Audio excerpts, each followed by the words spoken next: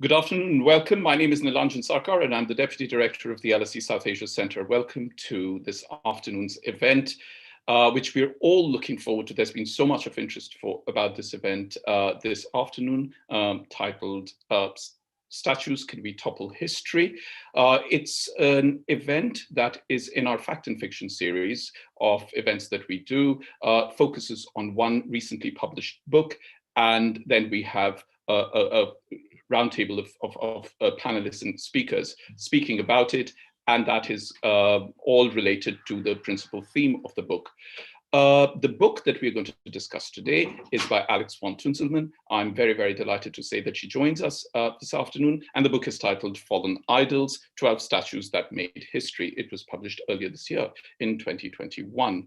I'll speak a bit more about this, the afternoon's event, why we put it together, what are the issues, what's the context in which this is happening. But I do also want to say that this event is in a series of events that we have been doing on decolonizing knowledge here at the LSE South Asia Centre. We, in fact, a couple of weeks earlier in early October had an event which was just called Decolonizing History, Method or Fact. And this is also in the same vein. But before I get onto the details of this afternoon's event, I'd like to give a very big and warm welcome to our audience who have joined us from across the globe, across various time zones, and we are very delighted to have you with us. The event is actually happening via Zoom and is being live streamed on YouTube, as you can see. And the chat function in YouTube has been enabled for members of the audience to be able to ask questions. You're very welcome to ask questions. I'd encourage you to ask questions, as many questions as you want. If you'd like to pose a question to a particular speaker, then please do mention who you would like the question to be posed to. You are also welcome to pose a question to the entire panel. If you would like to tweet, then please do tag us at SAsiaLSC. If you would like to tweet a particular speaker, then you will see that on the YouTube's information about the event, the Twitter handles of each speaker has been provided. William does not have a Twitter handle, nor do I individually, but you're very welcome to tag me at SAsiaLSC. I should mention here that had this event been happening on site at LSE, members of the audience at LSE have the right to pose questions at public events without revealing their identity.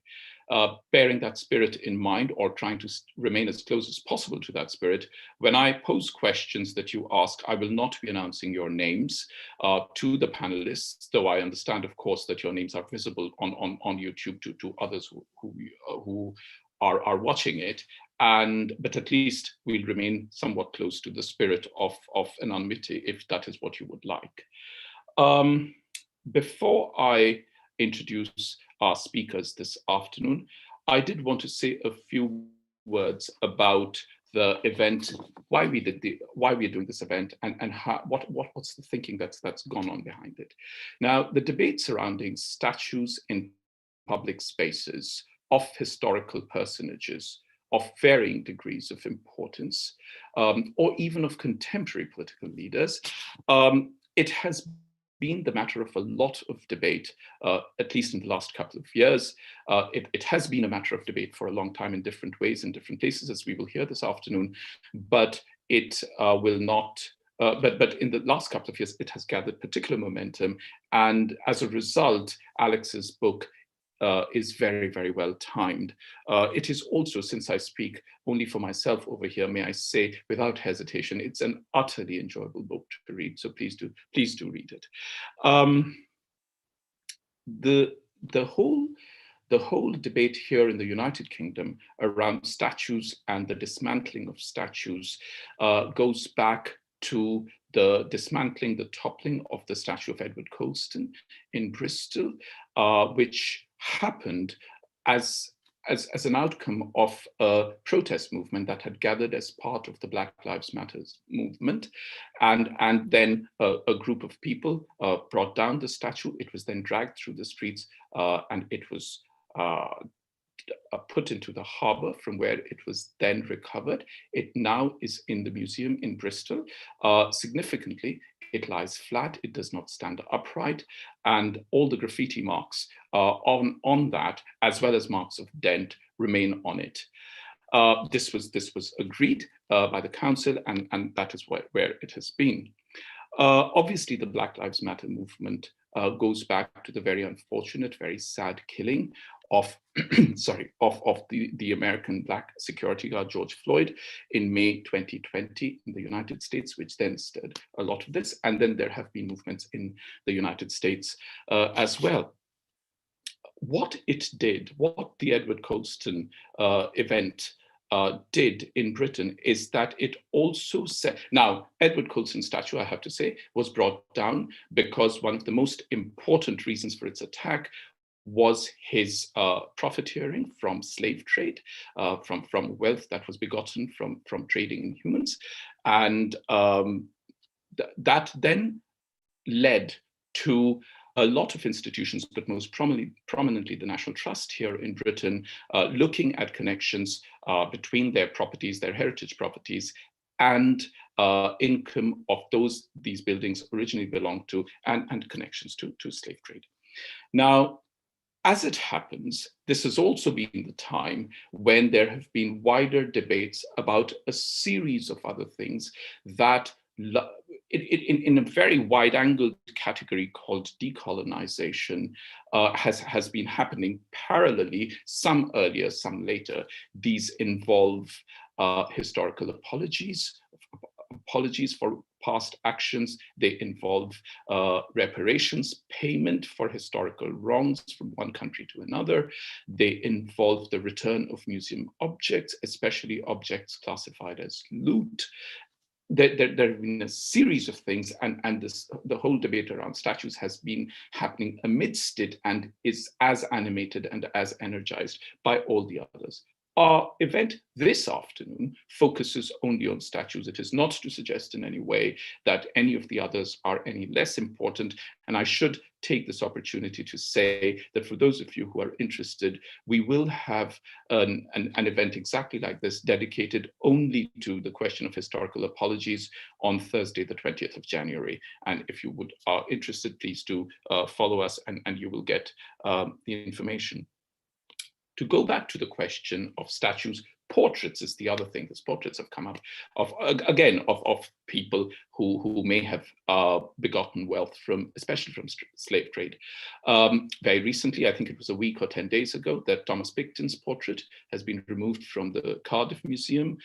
Just yesterday, there's been news in the BBC that the Museum of the Home in Shoreditch here in London is considering removing the statue of its builder and its owner, Sir Robert Jeffrey, who is known to have invested in the Atlantic slave trade. And that is interesting because it has just last year, in July last year, the Museum of the Home said that it had decided not to move it, but then there was a public consultation and most people wanted it removed.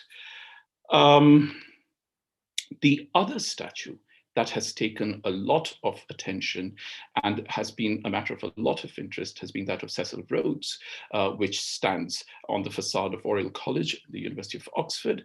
And there, again, is part of the Black Lives Matter movement, and there was a demand to remove the statue. And ultimately, after a lot of consultation, and one of our speakers today, William Beinart, will speak about it in some detail, it was decided that the statue would remain there, principally because it was going to be too expensive, given that it was a heritage building, to remove it from there. And there has recently been a new plaque over there, creating a wider context in which the decision to retain the statue has been made. Needless to say, all this has also created a counter narrative. Interestingly, as much from the current government here, as also from other groups of people, including academics, may I add, who are not in agreement with the idea that statues should be removed, should be toppled, and so on and so forth. At the Conservative Party conference on the 6th of October, the Prime Minister, Boris Johnson, said that the removal of statues was akin to, quote, cheating our kids. It was like changing one's entry in Wikipedia. And the government had also asked for a lot of government-funded institutions to be careful not to do so. Oliver Dowden, who was at that time Secretary of State for Digital Culture, Media and Sport, said so. And there have also been pressure groups on Twitter that have argued against the removal of statues, saying that it is distorting history, it is changing history, and so on and so forth. As I also said, we have amongst our colleagues, academics, who are also opposed to the idea because they think that that is probably not the right thing to do. Now, all this also has a very, very important resonance in South Asia, where almost all the countries are post-colonial countries. They have gained independence from Britain. They were former colonies of Britain. And when they gained independence, of course, almost all statues of colonial figureheads were removed. This is particularly true of India, but it is also true of Pakistan and later of Bangladesh. Though interestingly, and I know that Haroon has written about this somewhere, I was reading, a lot of street names still remain named after colonial officers, even though there is also renaming of streets and so on and so forth. It is so the debate is on the one hand about this whole question of statues per se, but there is a wider context of how do we deal with history and with statues and with uncomfortable parts of our past, and how do we deal with it both at the metropole as well as in what were the former colonies and are now post-colonies. So there are a series of questions that apply to this entire canvas. Should we be removing statues simply because they grate against our contemporary senses of right and wrong, because they're acceptable or unacceptable in some way or the other? Are we tampering with the past? Are we trying to correct and rewrite it? A lot of us who, on the one hand, may argue that such statues should be removed would be very, very concerned if there were other instances where history was being rewritten for other purposes. Is the dismantling of statues akin to the rewriting of history? How far back do we go in history to correct or to dismantle parts of that past for precisely the reasons of discomfort, and so on and so forth? Markers of their presence, street names I mentioned is one of them. If the name of Havelock has been removed from a particular street in a particular country, it is equally true that the name of Aurangzeb has been removed from a particular street in a particular country. Should only professional historians, professionally trained historians, be involved in the decision-making process of this? This is another question that often comes up. Is a lot of this happening because non-professionally trained historians, including politicians, are investing and have stakes in this debate, and they are determining the outcomes of what happens? And finally, where do we go from here? What about statues that are currently being erected? What about the future? How does the land lie? How do we see it? Would 300 years from now, 500 years from now, people with different sensibilities, with sensitivities and ideas, would we be fine with the thought that statues being erected today are welcome to be brought down 250 years from now, even though they may be heroes of our times and heroines of our times, as it were? So there is a lot to talk about and discuss. It is now my very pleasant duty to introduce the speakers. The order in which I'll introduce the speakers is the order in which the speakers will speak. Each speaker has agreed to make initial remarks, And after this, we'll open it up for discussion as well as for questions and answers. I will come in after every speaker to reintroduce the next speaker for the benefit of those who may be joining the live stream later. Once again, to members of the audience, you're very welcome to ask questions. Please do ask questions. We very much look forward to it, and I will pose the questions to the speakers. Since the event is focused on Alex's latest book, we have requested Alex to present the core arguments of her book this afternoon. So Alex will speak for between 10 and 15 minutes. Alex von Tunzelmann is the author of the book around which our event today is organized, titled Fallen Idols, 12 Statues That Made History. It was published earlier this year, 2021. Alex has studied history in Oxford, is a historian, an author, and a screenwriter, and she has promised to update her personal website, which still does not reflect her latest publication, but she will do it immediately after this event gets over this afternoon. I know she will do it. Alex will speak first. She'll speak for about 10 to 15 minutes. William Beinart was formerly Rhodes Professor of Race Relations and is currently Emeritus Professor at the University of Oxford. William has a formal official submission to the official report commissioned by Oriel College, Oxford, regarding the removal of statues, of the statue of Cecil Rhodes. And for those of you who have signed up via Eventbrite, we had provided a link to the report, so a lot of you may already be aware of what William had said over there. Dr. Edward Anderson is Senior Lecturer in History at Northumbria University, and Edward has spoken and written about and been interviewed on issues concerning the removal of statues from public spaces to renaming of streets and so on. Edward is otherwise a specialist in the history and politics of modern and contemporary India and Britain and teaches on those subjects.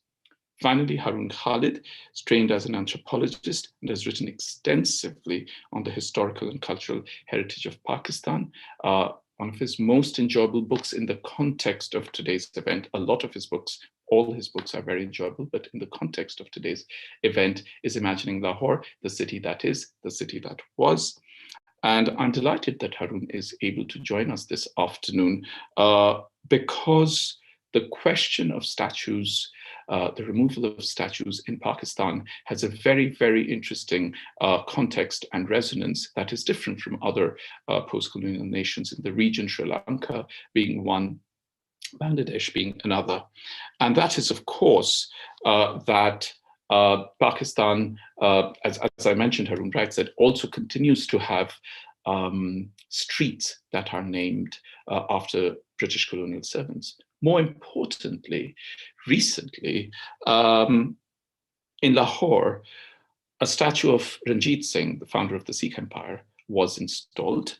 Ranjit Singh died in 1839, and the plaque at the bottom of the statue actually describes him as Tiger of the Punjab, Sher-e-Punjab is how it's described.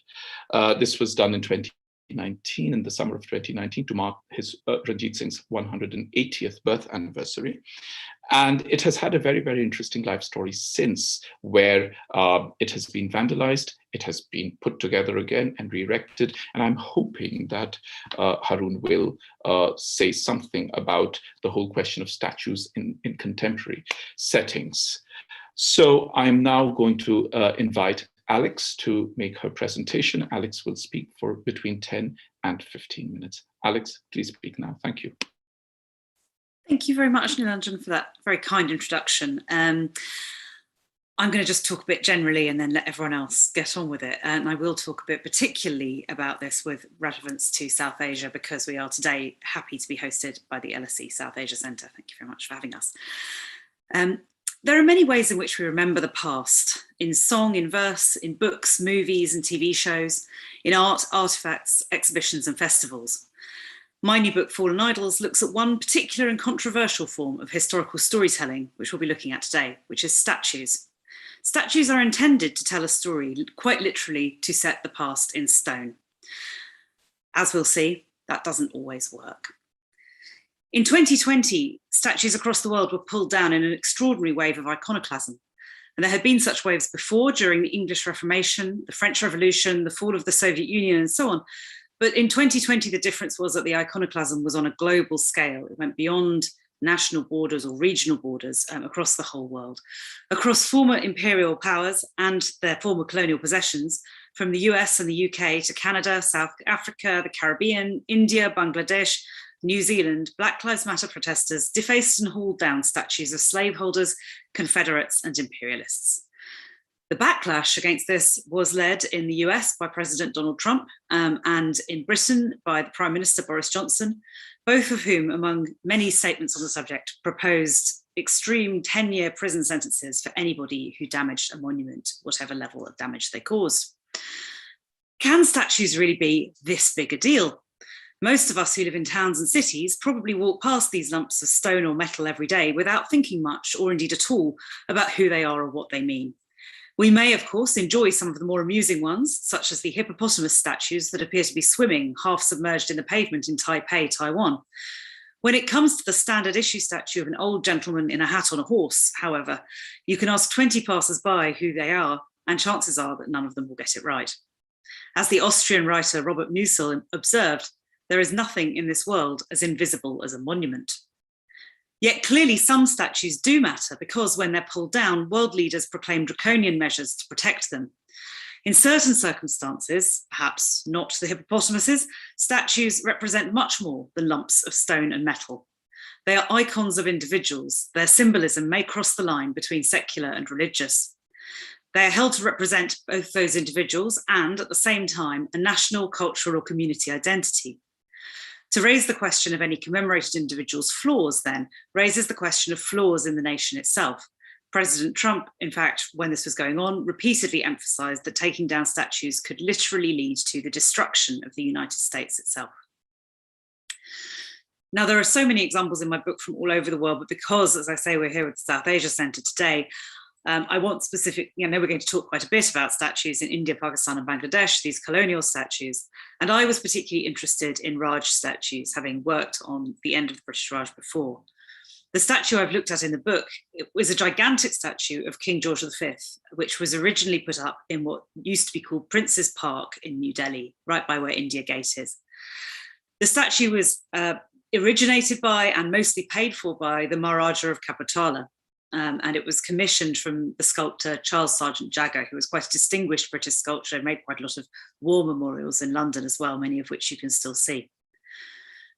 When the statue was dedicated, which was in the autumn of 1936, it stood under a sandstone canopy designed by Lutyens in the centre of Delhi and rose to nearly 13 metres in height at the time, absolutely enormous, although perhaps if we get onto the question of modern Indian statues, you'll see that by modern standards, it's very small indeed.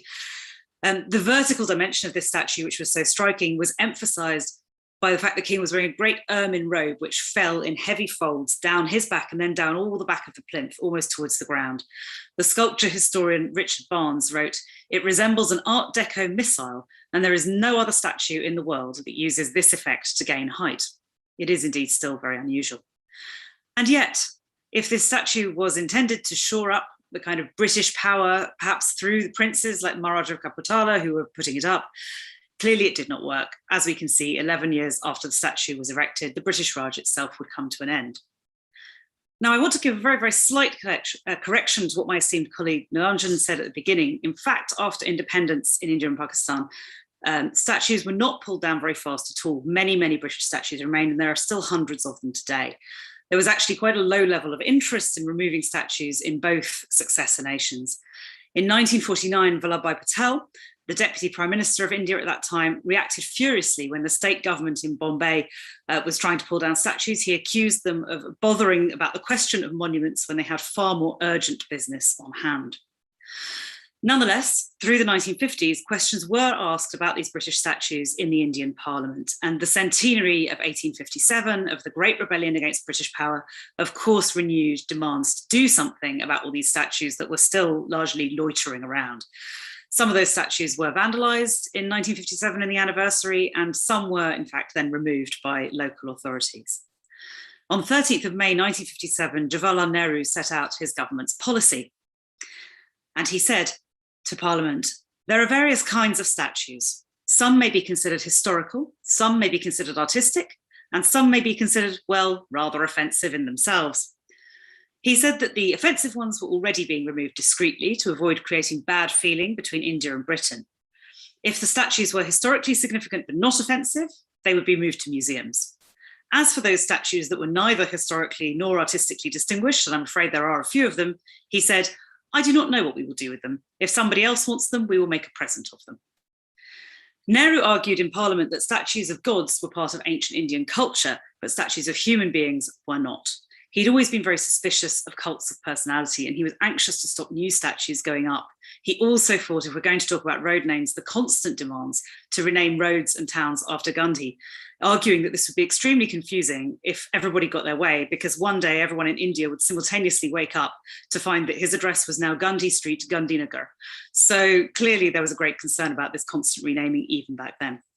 And actually only after Nehru died in 1964, did a lot of work really begin to remove these statues and to put up new ones. It began within a few weeks of his death, the removal of statues of British viceroys in Delhi. In 1965, a new advisory committee on the installation of statues set up about putting new monuments up in India. This wasn't fast enough for everybody. And on the morning of 13th August 1965, of course, just the anniversary before Independence Day, the statue of King George V in Delhi was vandalized. It was a group from the Samyukta Socialist Party who vandalized it. They arrived with chisels, hammers, buckets of tar and ladders to scale this statue. And they were actually apprehended by 2 Indian policemen who they beat up quite badly. They climbed up the statue then and sawed off parts of the king's nose, ears and crown, poured tar over him and hung around his neck a portrait of Subhas Chandra Bose. This act, because of particularly the violence against the policemen concerned, was very widely condemned in Britain and India, but naturally made demands to remove this statue or do something with it more urgent. But then we come to the big problem that often isn't talked about in statues debates: what to do with this statue.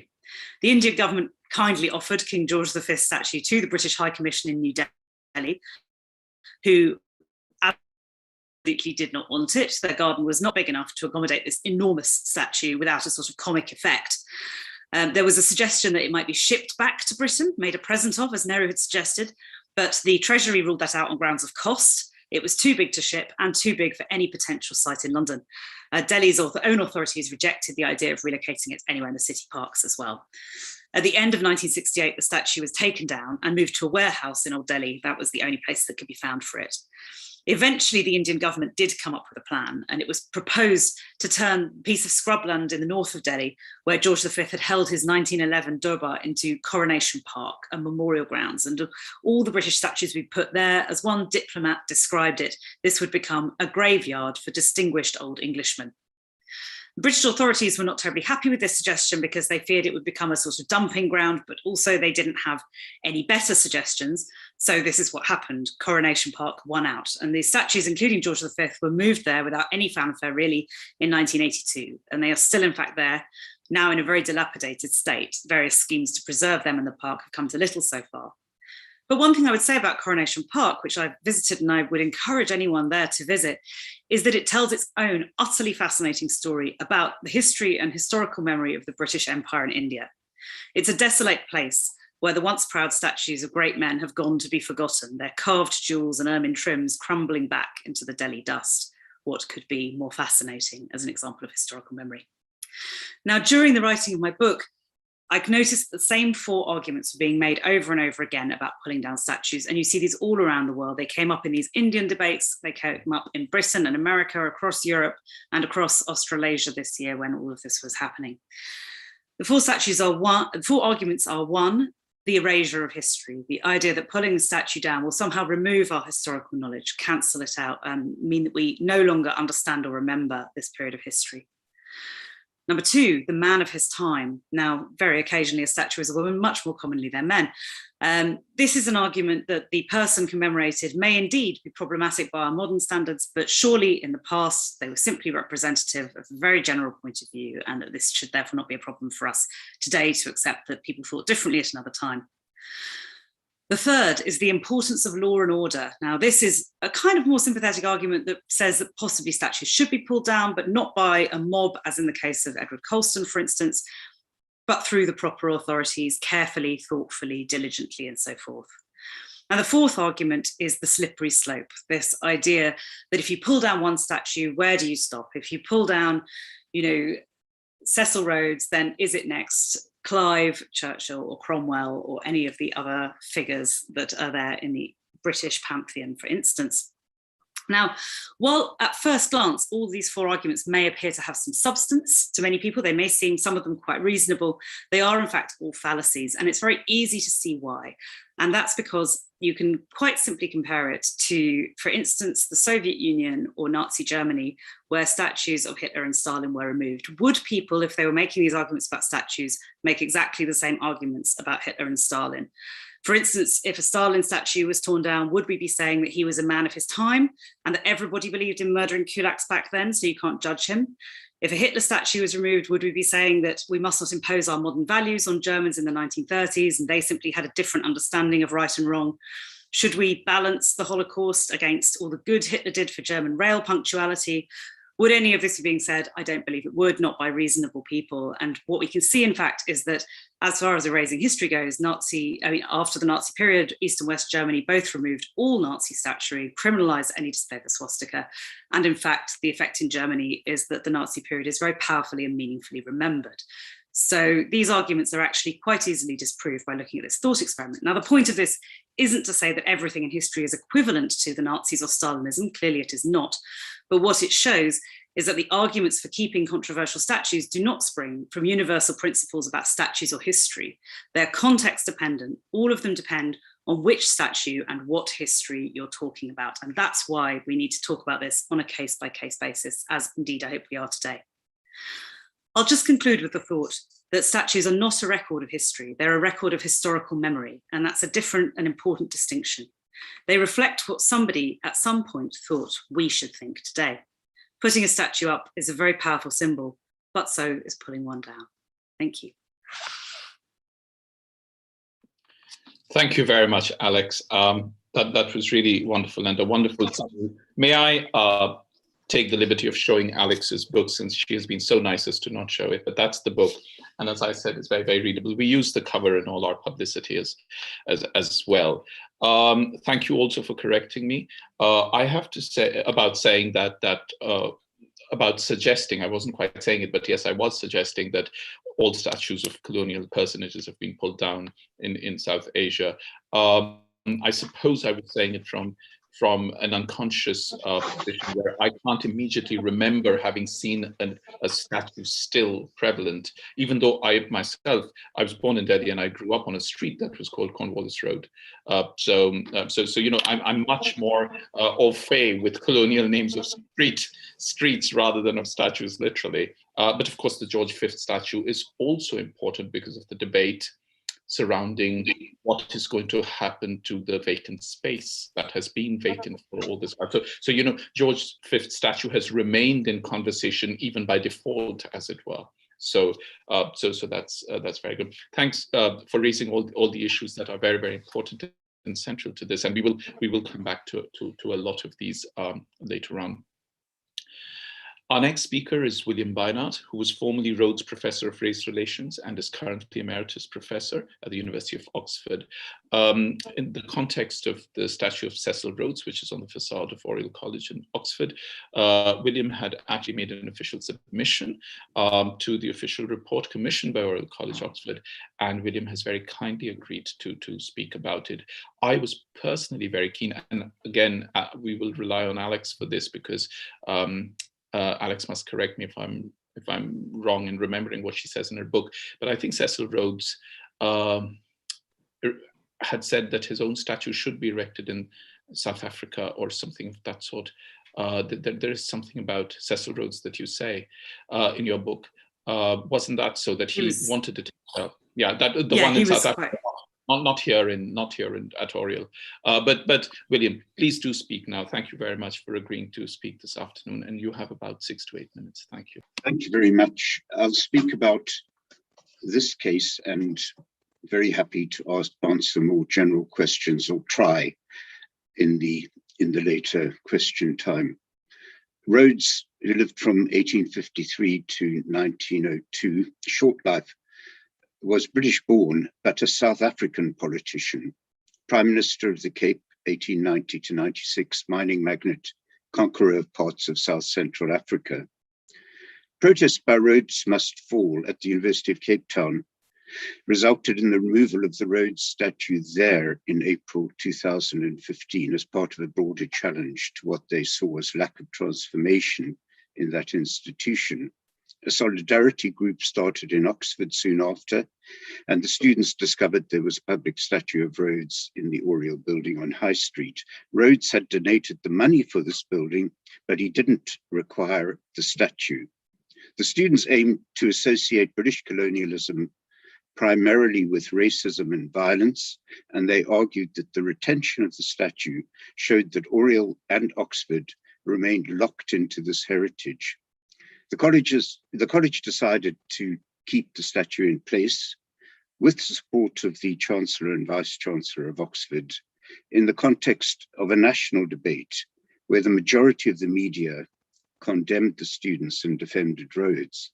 I think that the college and the university felt that they could ride this out at the same time as working to diversify the university, which they took seriously. And this might well have been the outcome had it not been for the murder of George Floyd and the global response associated with Black Lives Matter. There were again mass protests in Oxford in June, July 2020, specifically directed at the Rhodes statue, and followed the toppling of Colston, which has been mentioned in Bristol. I think the college was embarrassed by its inaction, and in July 2020, the governing body publicly indicated its intention to move the statue. They then appointed a commission on which I served to advise on the process and arguments. Despite the fact that a majority of the commission supported this decision, the governing body then changed its mind again in May 2021, saying that it would be too expensive to apply for planning permission to alter a grade 2-star listed building. The commission report itself was largely a detailed discussion of diversity and the expansion of appropriate academic coverage.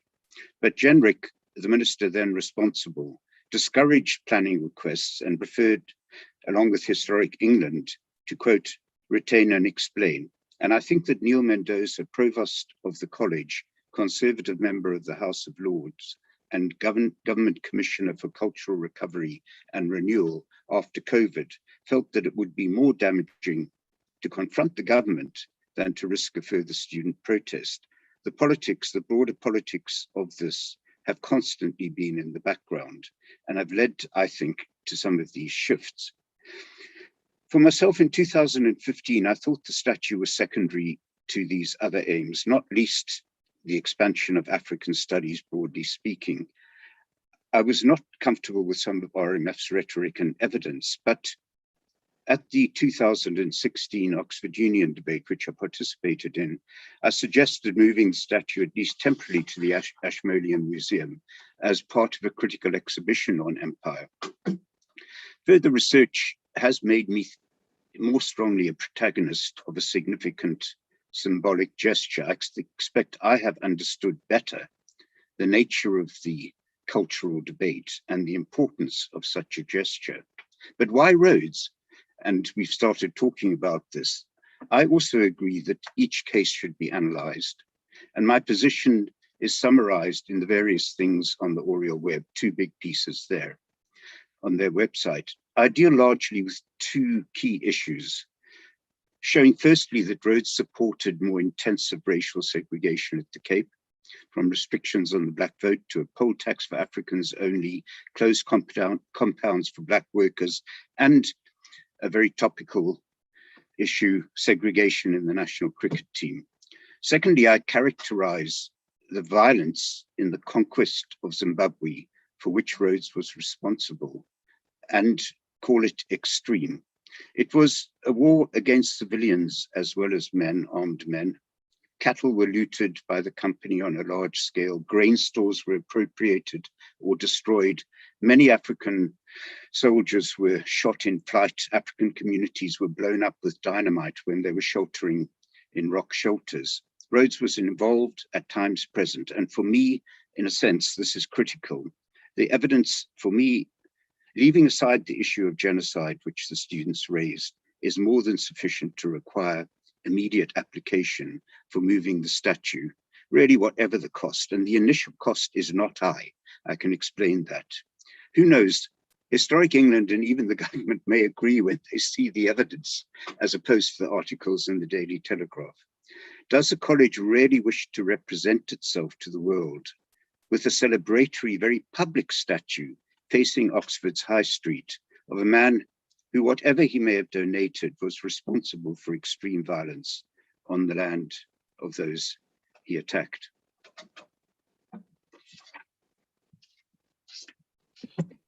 Thank you very much, William. That was absolutely great. I'm going to try and search for the new plaque that has been instituted, because that has an interesting text in it which attempts to explain the current scenario of retaining the statue. But I'll come back to this later. I'm delighted to introduce our next speaker now, Dr. Edward Anderson, who is Senior Lecturer in History at Northumbria University. Edward is a specialist, beg your pardon, is a specialist in the history and politics of modern and contemporary India and Britain, teaches on those subjects. Edward has also spoken, written about, and been interviewed on issues ranging from the whole question of statues in public spaces and the renaming of streets. So Edward, your turn to speak. Please do speak now. You have between 6 or 8 minutes. Thank you, and thanks, Nilanjan, for inviting me to speak on this panel. Given the brief time allocated for these opening remarks, I think I'd like to focus on one particular aspect of the debate, or rather the moment that we're living in, and that is the response to people calling for a reappraisal of monuments connected to colonialism and slavery, and this so-called defence of statues. So Edward Colston's statue being rolled through the streets of Bristol and tipped into the harbour that we've heard about a couple of times already is perhaps the enduring image of the statue issue, at least in this country. And this is both understandable, but also curious, because it's an anomaly.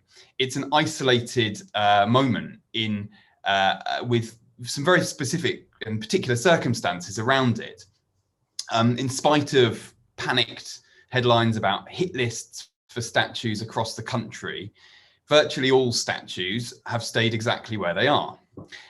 It is true that a small number of statues and monuments and some paintings, as you say, have been removed or relocated by various institutions and authorities as the culmination of protracted discussions and bureaucratic processes. Of course, the situation in America and various other places is rather different, and where quite a substantial number of statues have, in fact, been pulled down in moments of direct action. But in Britain, Colston is an exception. And perhaps for this reason, the image of this moment of iconoclasm has been so dominant and so arresting. For some, the pictures of his felling, they show an elated group of activists involved in this spontaneous and historic moment, which is now preserved for posterity at Bristol's Emshed Museum.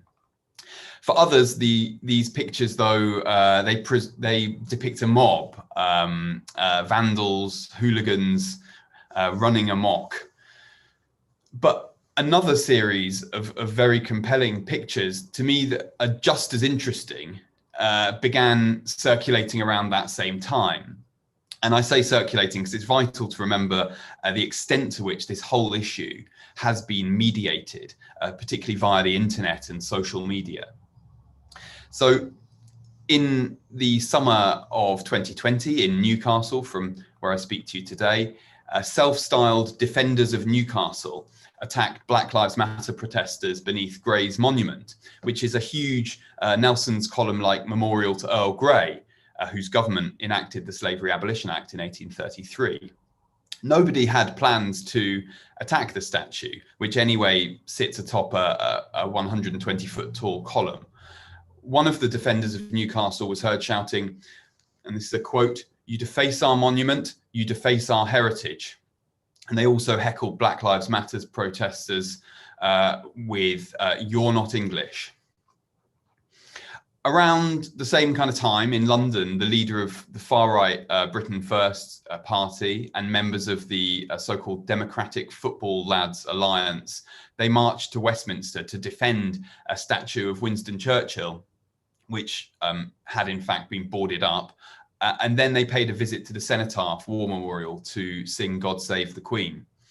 In other parts of the country, vigilante guards gathered beside statues of Baden-Powell, of Robert Clive, and perhaps most surreally of all, a small group of men in Nuneaton formed a cordon around a statue of the novelist George Eliot, who, as it happened, was actually a vocal opponent of slavery, although that's really hardly the point here.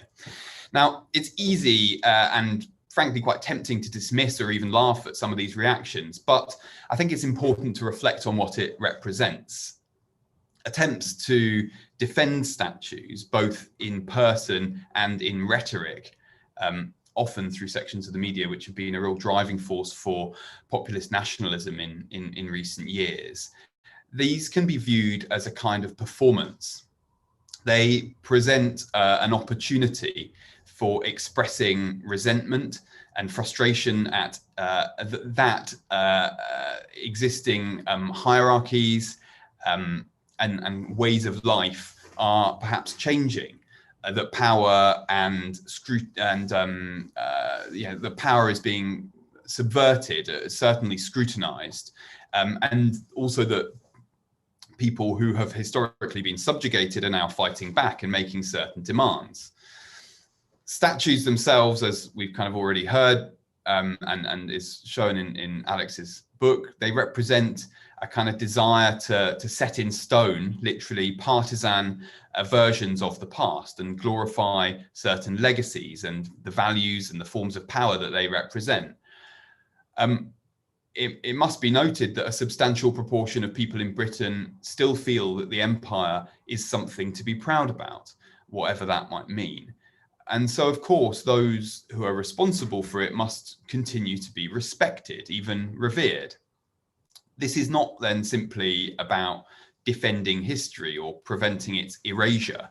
It's about standing up for a particular telling of the past, inflected with imperial nostalgia, to borrow the title of Peter Mitchell's recent book. And that in turn reflects maybe a desire for how the world should look today. So the statue issue has kind of become a proxy battleground for this, something much bigger. In many ways, it's metonymic. The defense of these statues becomes a performative expression of hurt and of outrage, of the majority under siege. And these are familiar tropes to right-wing populists around the world. The threat of statues being toppled left, right, and centre, the slippery slope argument that Alex just mentioned, is really without any basis in reality, I feel, certainly in the context of Britain.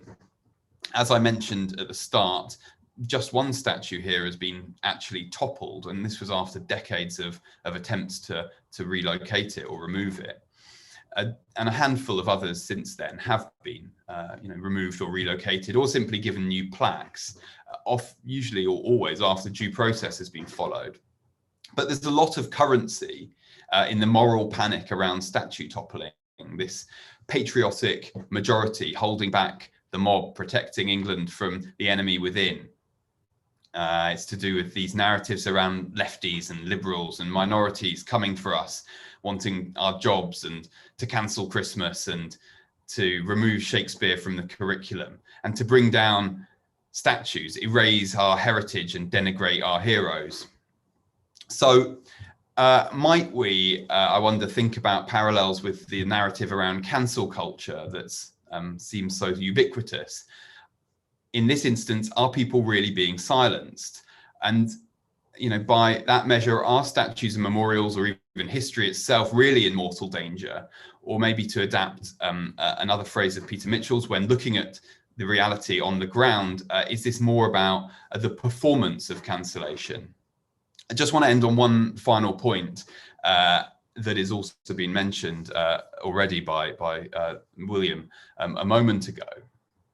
And that is that, there's a highly politicized and even instrumentalized anxiety over the toppling of statues.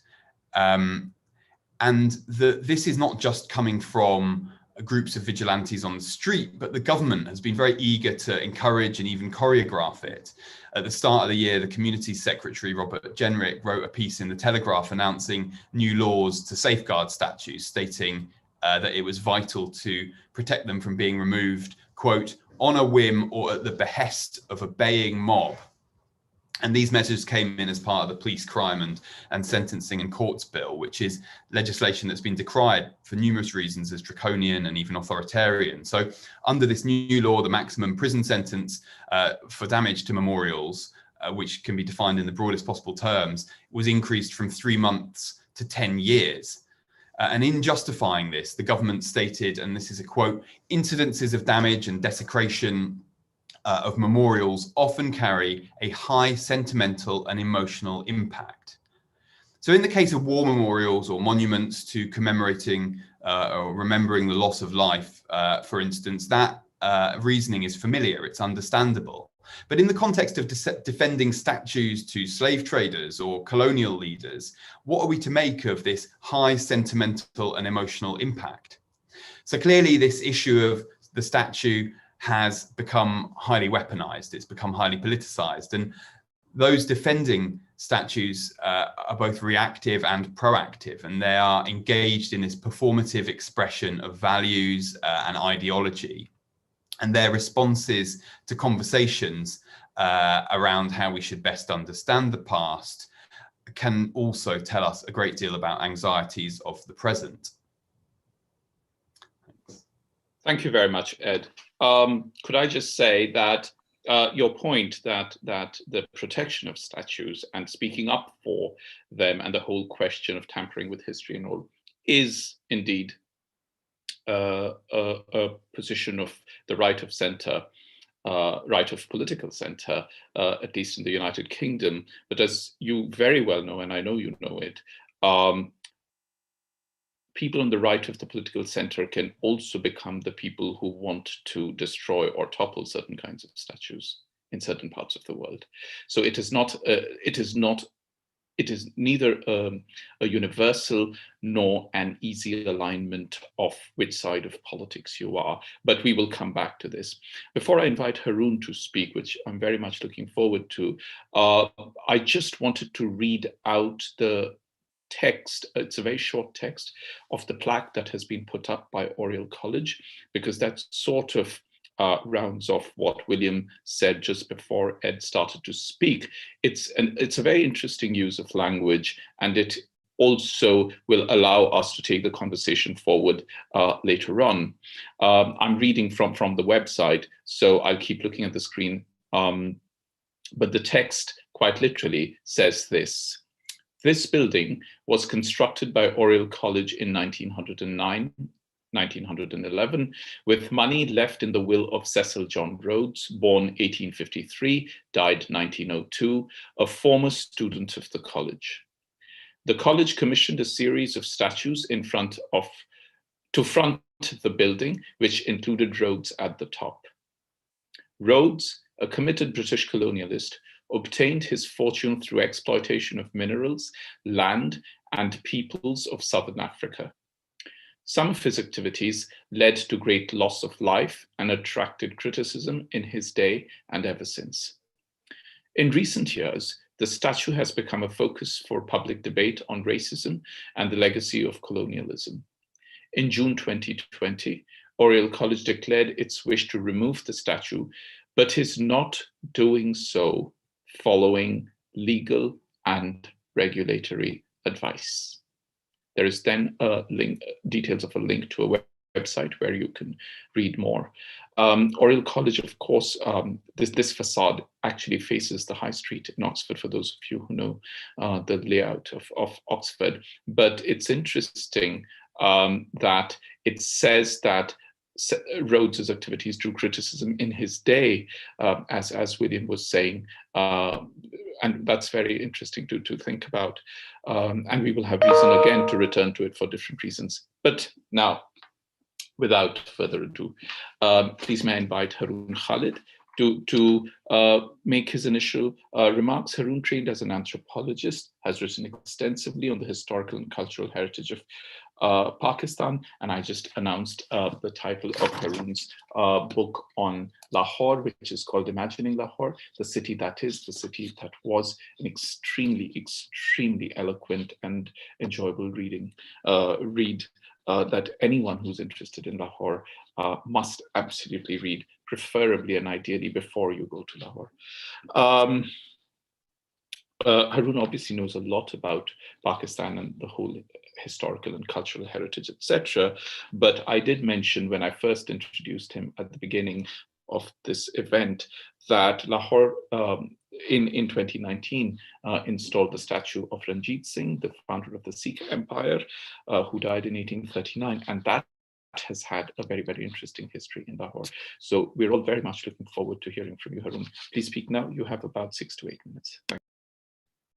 Thank you, Dr. Sarkar, for having me and organizing this wonderful panel.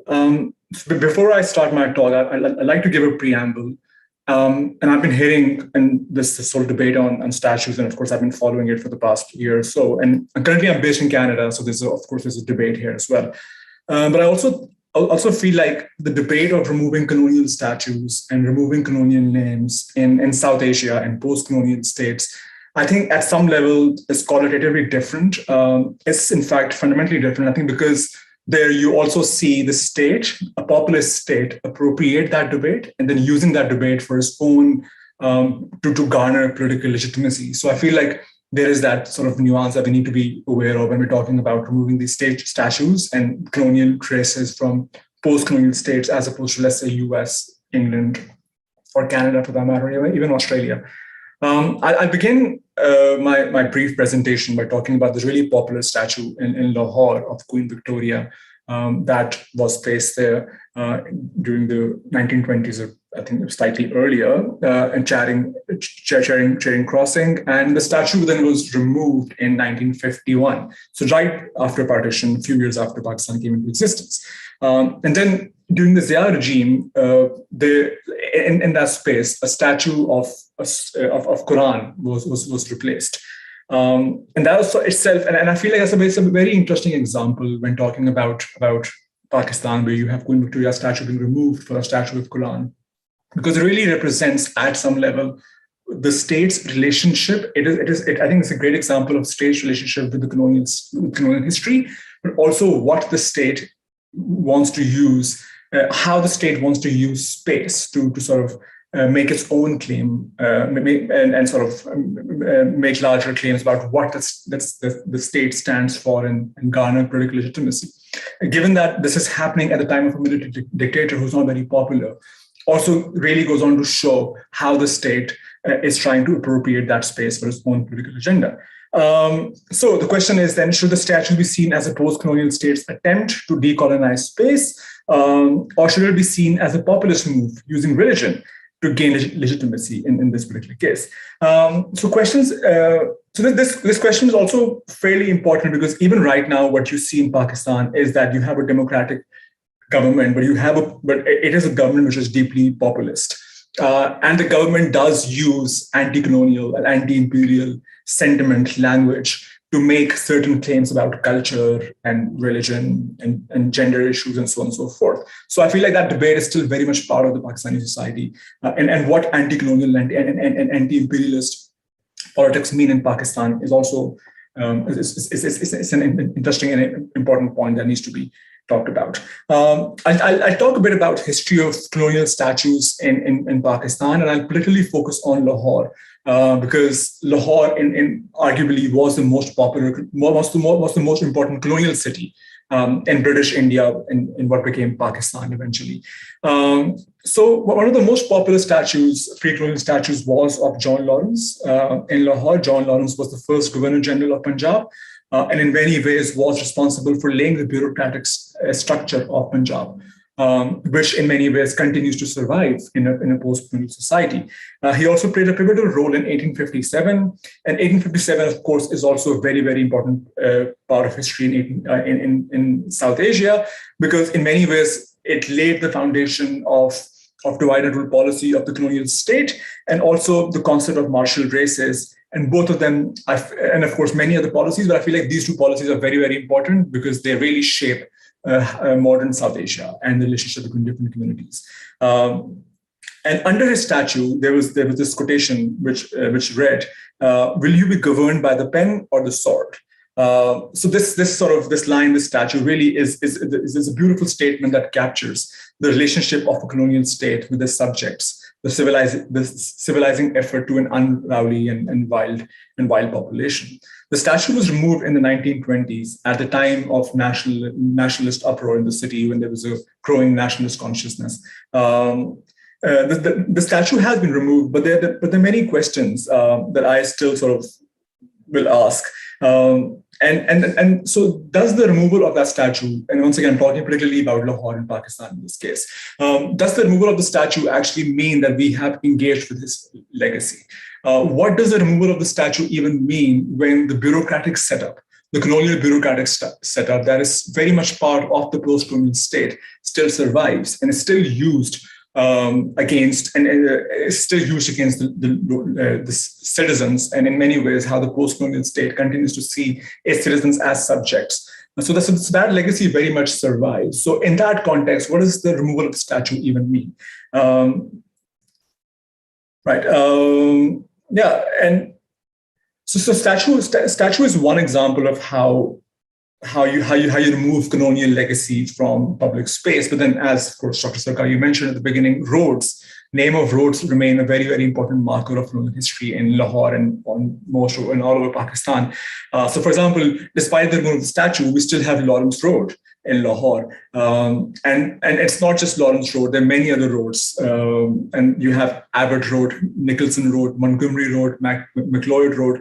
And all of these, interestingly, all of these roads are named after colonial officers who were part of Punjab bureaucratic setup at the time that John Lawrence was there, or around the time of 1857. And in fact, all of them played a pivotal role in the War of 1857. So this also goes on to show how important 1857 is, and a lot of this colonial celebration is sort of named after officers from that time period.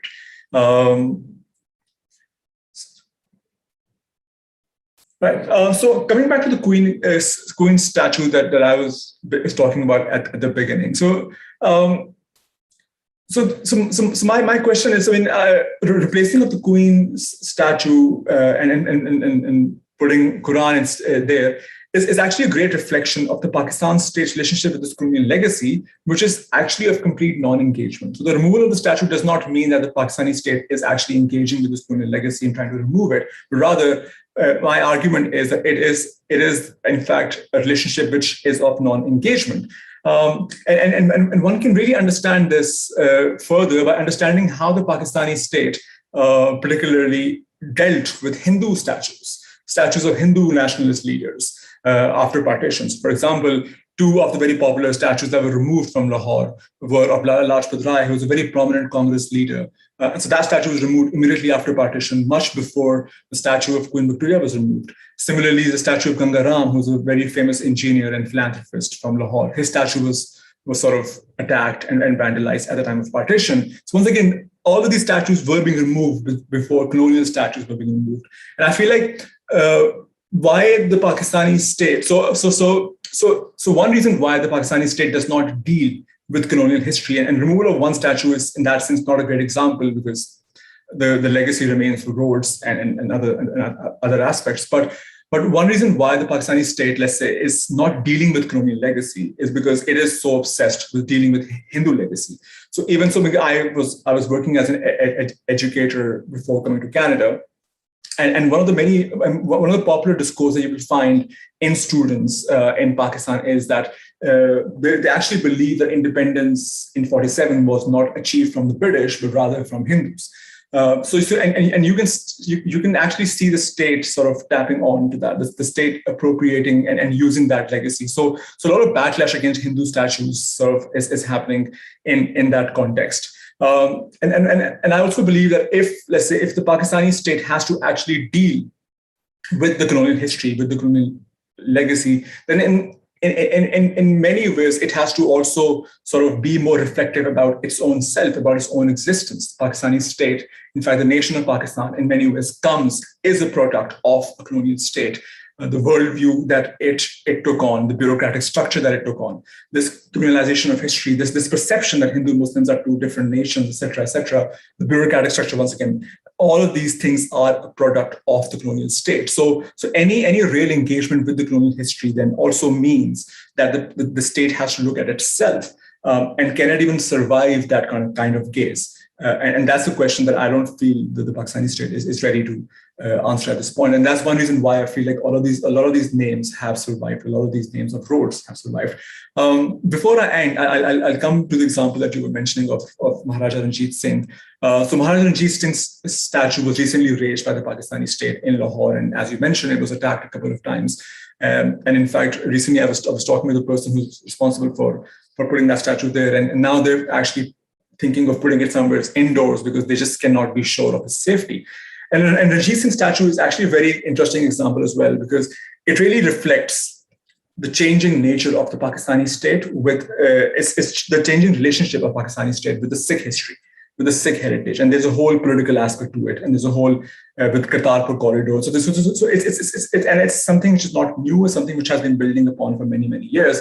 So in many ways, this is the Pakistani state sort of trying to present itself as sort of a pro-Sikh and a pro-Sikh kind of state. But on the other hand, what the mob attack on Maharaja Ranjit Singh statue shows is also a product of the state. It is the policy. It is the education, the bureaucratic structure it is the propaganda in many ways that the state has tapped onto, that the state has used to legitimize itself.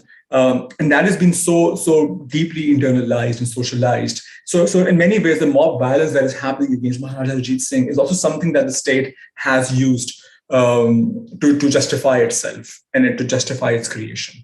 And I'd like to end there. Thank you.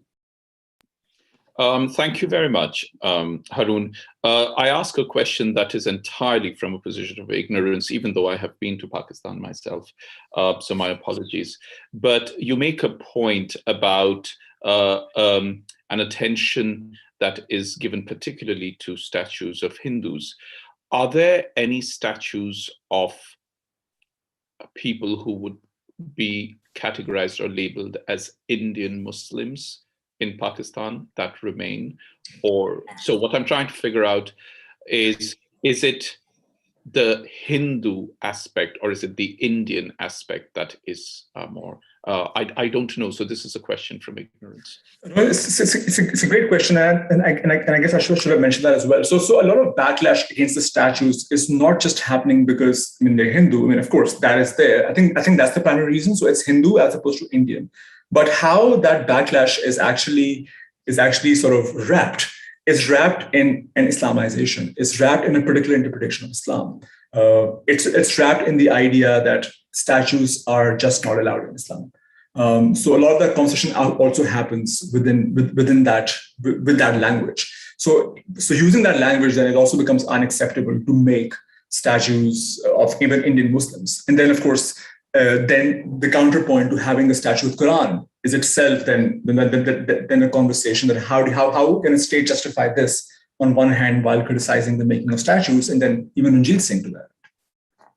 Yeah, I was actually, when you mentioned the point about replacing Queen Victoria's statue with a statue or actually a sculpture of the Holy Quran, I was actually thinking that is one of the more important things in Islam is the whole conversation it has to have with iconography and symbolism, and how the text for a very long time, through centuries of Islam, has acted as a symbolic form of facilitated conversation conversation. It is what a lot of people who study this kind of deployment of aesthetics to the holy text call ornament. You know, it ornamentalizes the text and then presents it to the common people. But that is a very important thing. We have some questions coming in. We certainly have one that I can see. But before we do that, could I take the chance to ask my set of questions? And I'm going to go first to Alex and to William. Your point, Alex, that we must go on a case-by-case basis is very well made, very well taken. I've read your books. I know the details of how you go about explaining so on and so forth. Let's take another example. Bartle Frere, okay, has a very, very different history and historical profile in India, which is very positive, and has a very negative profile in South Africa because of his role in the Zulu Wars and so on and so forth. What would our position be if we are going on a case-by-case basis?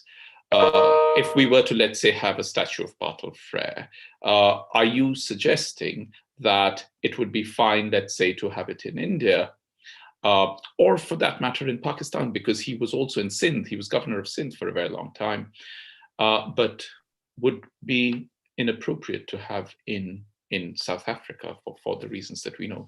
What I'm trying to draw your attention to, and what I'm trying to get you to engage with, is that even when we deal with the question of statues on a case-by-case basis, there are bifurcated personalities. I mean, absolutely.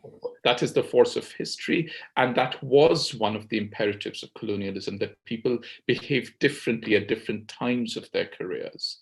For different reasons. I mean, I was very, very struck. I was reading Haroon's article. I'm sorry, I can't remember where it is. It was probably in the Dawn. But he mentions that there's a street named after John Nicholson.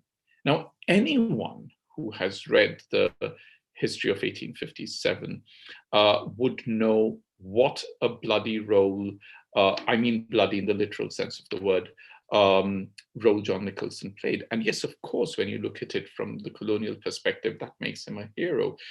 But to retain that name 75 years on is a very, very interesting thing, just as Nicholson's grave in Delhi is a very, very interesting site. But Bartle Frere, what's your take?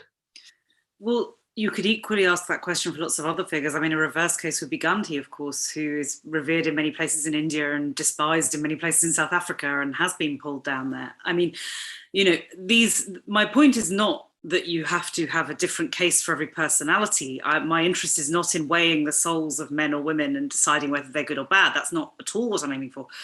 My point is that the case has to be made for each individual statue. So, of course, statues have different meanings depending on their context, depending on their places. I personally have no particular interest in defending or attacking any particular statue. I'm interested in the process by which we discuss how we have historical memory in public places. So I think it comes down to the individual community. I mean, ultimately, if a community loves a statue, wants it, finds it positive, then there's really no reason that they can't keep it.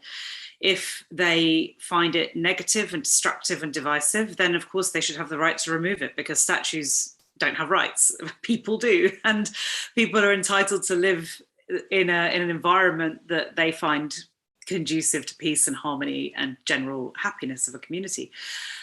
So I don't think any of these cases presents an insoluble argument. I would simply say that that would have to be, if there was a statue of Bartle Frere, it would depend where it was, and it would depend on what the local community thought. I would hesitate to make their decision for them. I think it would be up to them. Thank you. I was actually going to mention Gandhi as well because of the whole University of Ghana episode. But before that, William, did you want to say anything either about the last bit of the text of the plaque that I read out with regards to Rhodes at Oriel, or with regards to Bartle Frere and this kind of an issue?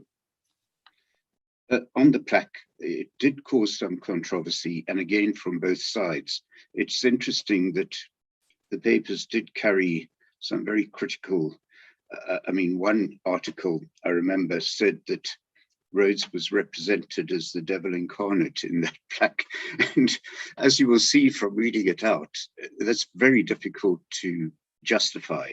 It seems to me that it's quite a measured and balanced plaque, and equally, it was circulated to our commission, and I would say the majority felt that it wasn't hard-hitting enough. So even that is going to be disputed, and I think the explanation, of course, is important to the college, and I can go into that in more detail if you want to.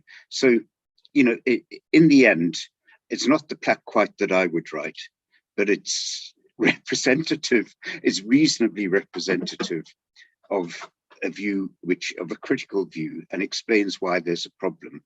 So on that, I would agree again with Alex in her. We've talked about how there is a case in relation to many different statues, and I agree as well that the politics of the statue is important. I don't suggest that every colonial statue should be taken down. It depends on whether there's hostility to it, and it might be that there are local champions, and there'll be a political balance in that case. Nevertheless, I do think that there should be detailed historical research. In other words, there should be an attempt to justify in terms other than simply what different individuals or newspapers say, to try to get a more total sense. And that Rhodes himself, of course, if one put the cutoff date at 1885, it's true he was a young man then, or even a bit later, it's really his activities in the 1890s when he had such great power, and you could say was overtaken by urgency, his health failing, and particularly a certain form of hubris. And he had aligned until the Jameson raid political forces to support him. For me, it really is that moment. But we have to, in my mind, also, we can't simply say, oh, he did something constructive in the 1880s or early in the 1880s. It does seem to me that we need to look at what he was capable of and what he was prepared to do. And that in that sense, the evidence convinces me that action is necessary. And the same would apply to Bartle Frere. I mean, it would be very interesting to apply some of well, let me say it in this way. I was surprised in the historiography of Zimbabwe that the debates about the conquest or the debates about the 1890s have veered off into fascinating, but not fascinating issues, particularly, for example, how important the spirit mediums were, or otherwise, the extent to which there was a new proto-nationalism, the extent to which there was some unified element of response, and have veered away from looking at issues of violence. So we have no real attempt to quantify yet. I tried to, in the brief time I had, I said 20,000 to 25,000 in the conquest. The students used a figure of 60,000, which I found eventually that they found in Wikipedia. But it's very difficult. What I'm saying is that historiographies also shift in different directions. And it does seem to me worthwhile researching anew when these issues come up. Yes, of course, thank you. And there is also not just the whole question of quantification, but also the very important understanding of colonial history, which functioned even not at an every moment, perhaps, but an everyday level, through certain forms of embedded violence in the societies over which it ruled, or the colonies, simply through the structures of power and the ways in which they were instituted and grounded. But your point is very well made about the plaque. It's a pity that in my position as chair, and discussant over here. I can't give you my views on the language that has been used, but I have learned that English is a very nuanced language. That's the reason why I paced my reading of the text of the plaque, so you would know exactly where I was slowing down. Ed, I know you want to say something. I'm just going to bring you in. But I did want to pose one question that's coming from the audience. This is for Alex. I'm going to literally just read out the question. Why, in your opinion, did India take so long to remove colonial statues? The reluctance would seem to have stemmed from Nehru, but do his diaries or writings anywhere explain why? As you may know, we have very limited access to Nehru's papers from after 1948. It's still quite unavailable to historians, which is an issue with the archive. So no, you've got what he said in Parliament. You can put that together. You can look at his pronouncements on that. And yeah, I do think he had a reluctance to get involved with it. And I think that was probably partially from what you can tell from what he said. And he did talk about it quite a lot.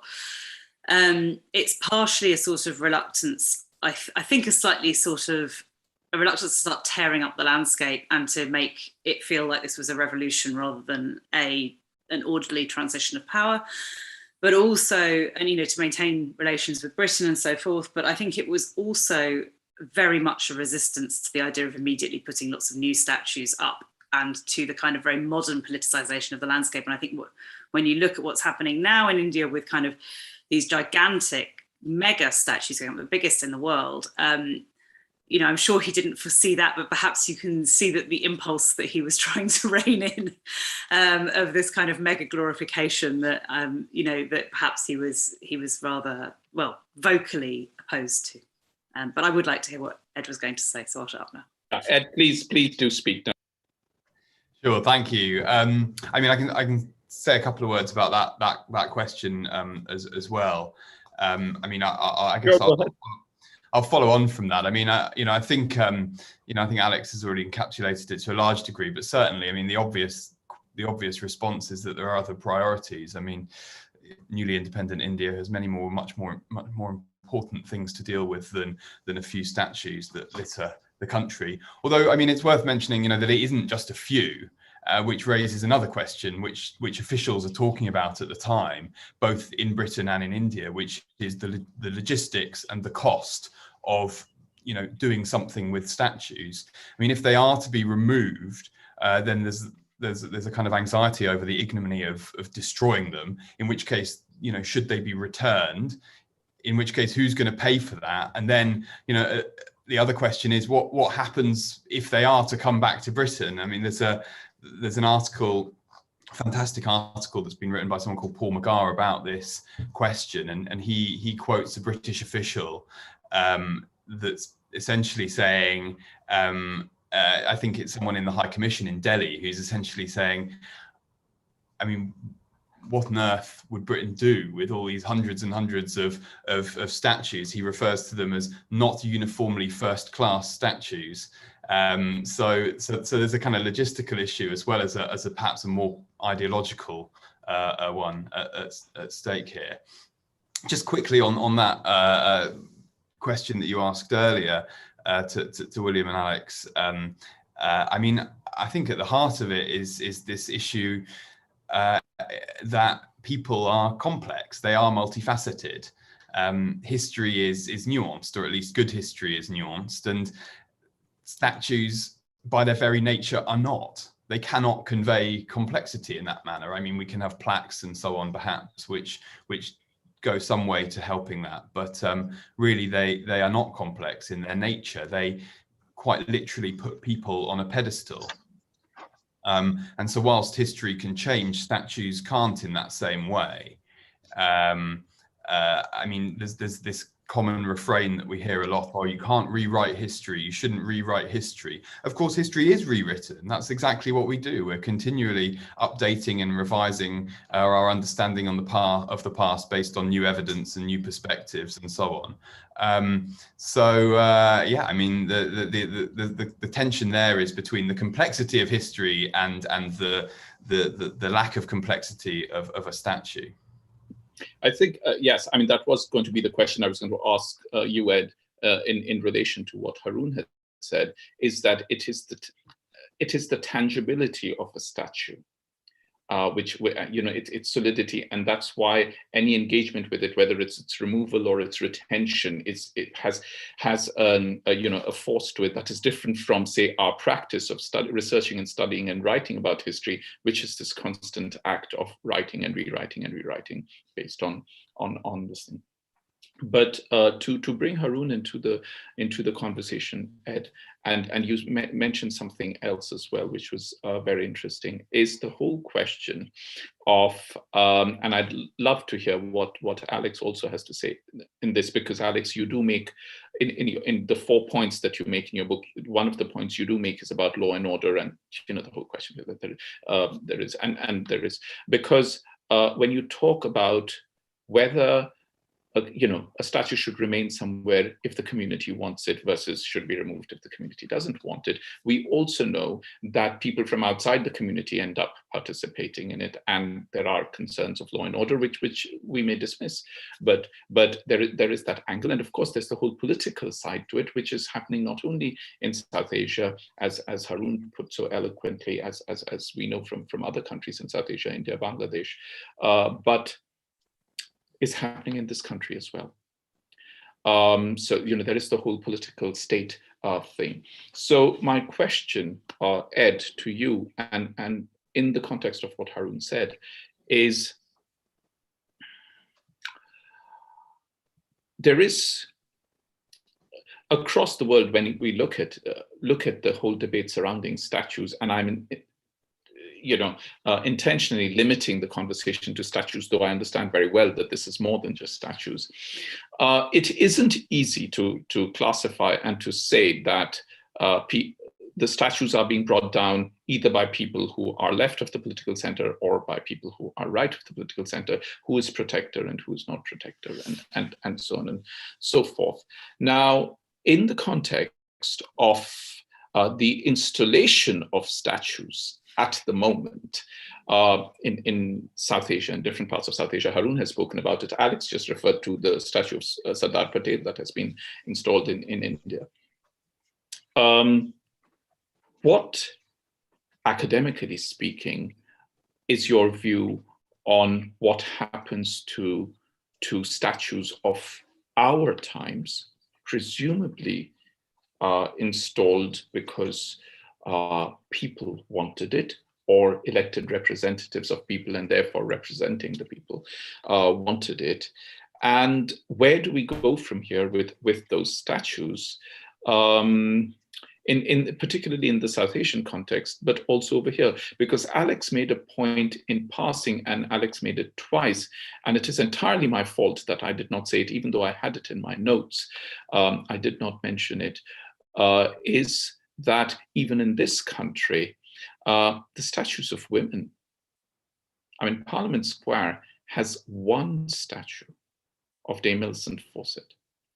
All the others are men. So, and I was very struck because Haroon began his initial remarks by referring to a statue by Queen Victoria, a statue of Queen Victoria. So we are really talking predominantly of statues of men in this context, but that's only a point in passing.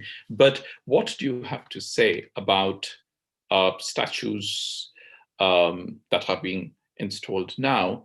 Because as all of you, I'm sure, know, that Gary Young wrote this very provocative article in The Guardian, where he said we should simply not have any statues. Just never have them. Just decide universally. Now that seems unimaginable. And this is the core of the question, is that just as, Ed, you're right in saying that statues are mono, they're solid, and it is sort of just presents one thing or whatever you see. They still seem to symbolize something or the other that its peoples want to symbolize through an installation. And an associated question is actually the architecture of it, again, because you actually, Ed, used the word pedestal. But if you look at it architecturally, I often wonder would statues have a different optical and visual impact if they were not always on plinths, if they were just on ground level? Like you have the statues in Liverpool Street Station over here of the Kindertransport, or you have just outside Friedrichstrasse in Berlin, where they're actually on ground level, on a very, very sort of low platform.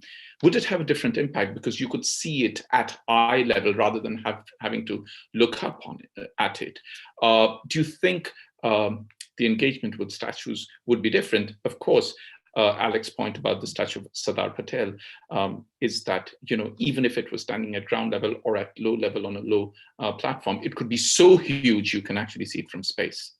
So, Ed, do you want to speak then, and then Haroon, and then maybe Alex?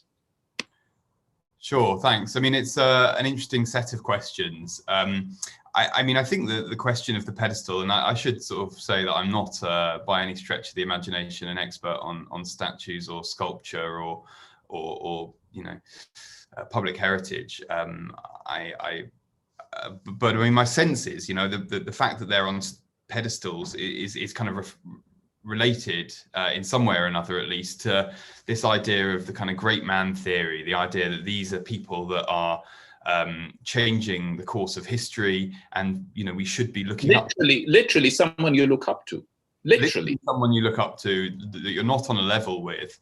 I think there are also practical reasons why you would want to put a statue high up in the air as well. Yeah, I mean, I think that certainly statues cannot be separated from this idea of the great man theory, and they tend to all be men, and therefore that does raise a question. Are we going to redress problematic statues by simply putting more of them up? And this is something that, as you say, Gary Young wrote about, and many other people have thought about as well. But I mean, I suppose for as long as we have a huge number of statues around our cities, and if they all represent a particular section of society, a particular demographic, then it's obvious that people will want to redress that by putting up different sorts of statues. Whether or not that's an appropriate response and what will happen in the future is a good question. And I did like your point that you raised early on, which was when people are putting up statues today, and this is something you said in your opening remarks, when people are putting up statues today, what would they think if this statue were to come down in 200 years? I mean, I think they'd probably be pretty happy that it lasted 200 years or maybe 100 years. But I mean, my sense is that people have an understanding that these things do go up and come down, and that this is reflected very eloquently in Alex's book. This is something that's quite inherent almost to the notion of a statue. I mean, 200 years is an awfully long time. Most buildings that are being put up around us today, everywhere in the world, are built with an intended lifespan of considerably less time than that. So I wonder whether we should kind of reconsider whether or not a statue is inherently permanent, and even if people think of them in that way.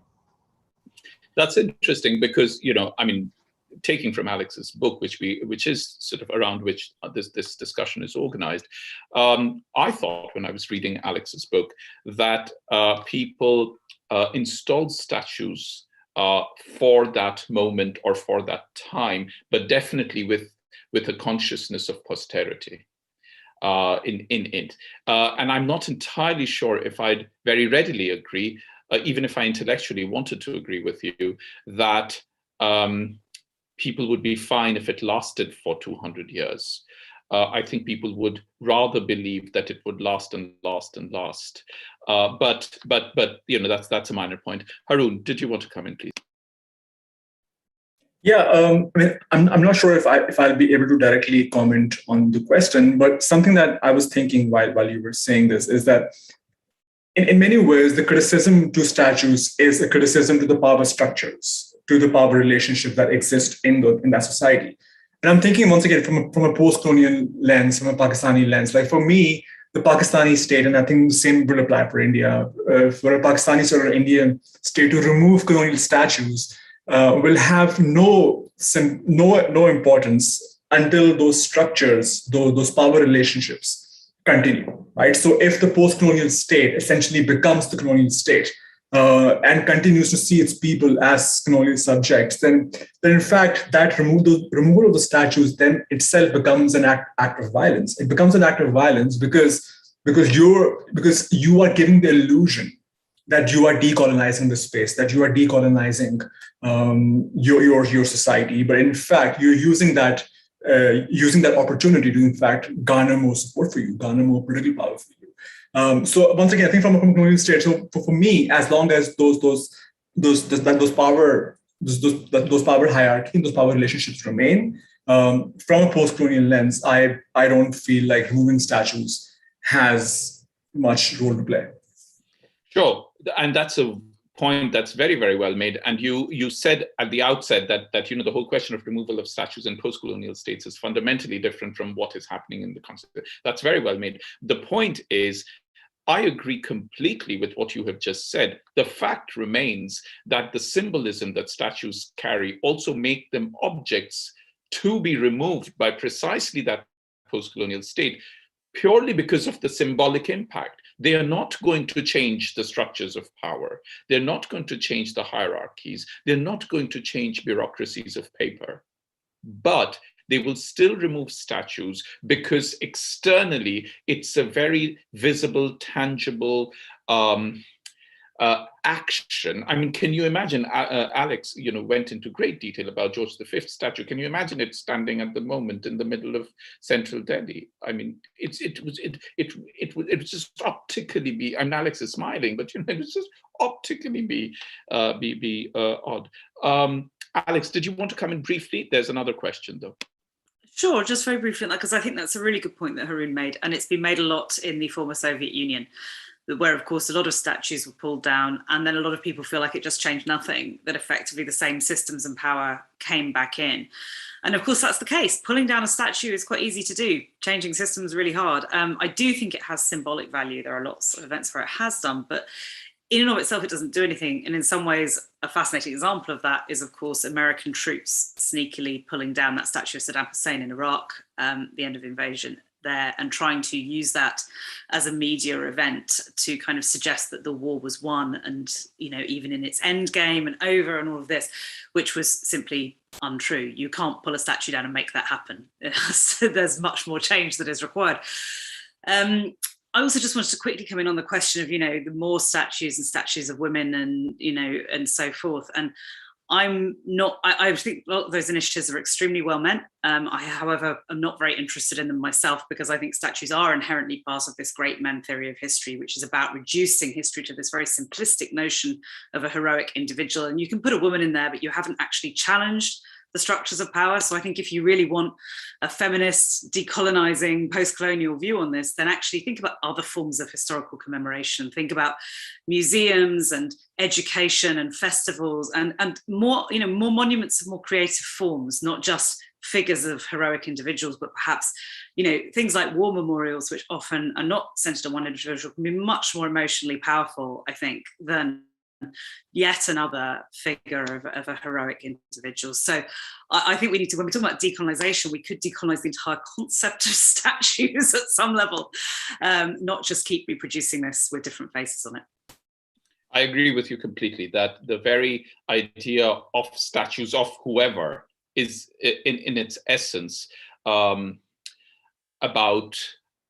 becoming visible in very deeply encoded, I'm happy to use the word patriarchal registers of identification. I see this also because I'm currently working on something. My specialism is in pre-Mughal Indian history, and I'm working on Razia, the queen.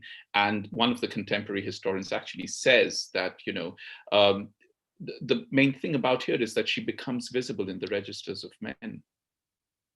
So you see, so it instantly takes away all agency from someone who reigned through a very difficult part between 1236 and 1240 in Delhi. So your point is very well made. There is another question, and that question is about plaques. So one of the questions was, and William, I'm going to bring you in this as much because of what you said about the plaque outside Oriel at the moment.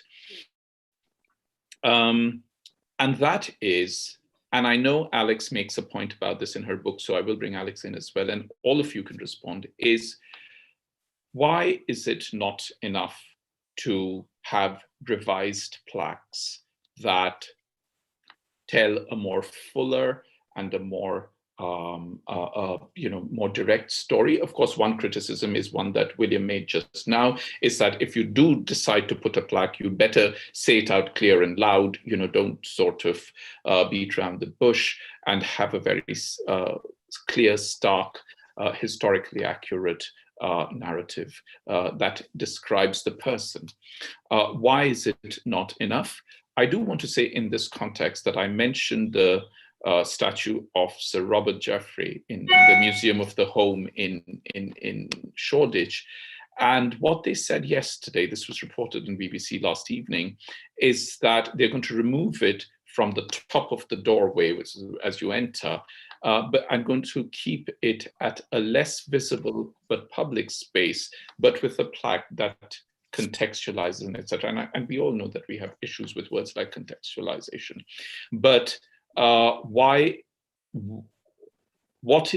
are the issues with keeping statues of problematic individuals, but having revised plaques that tell more complete, more fuller, or as Ed said, as we keep revising history and get to know more, and we stop celebrating those who were celebrated earlier, why can we not tell the story and keep the statue there? I'm going to let all of you reply to this.